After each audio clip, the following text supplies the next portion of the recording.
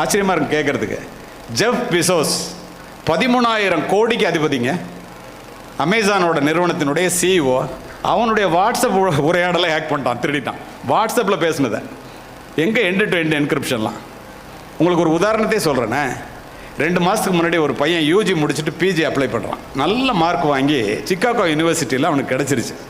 அவனுக்கு விசா வேணும். இவனை விட மார்க் குறைச்சலாக உள்ளவனுக்கு விசா கிடச்சிருச்சு, இவனுக்கு கிடைக்கல. அவங்க அப்பா காலேஜ் ப்ரொஃபஸர். காலங்காத்தால் என்கிட்ட பேசுகிறாரு. நான் சொன்னேன், அமெரிக்கன் கன்சுலேட்லலாம் விசா கொடுங்கன்னு சொல்ல முடியாதுங்க, அது இப்போ ட்ரம்ப் படுத்துகிற பாடல அதெல்லாம் சொல்ல முடியாது. ரொம்ப படுத்தினார், ரொம்ப கேட்டார்.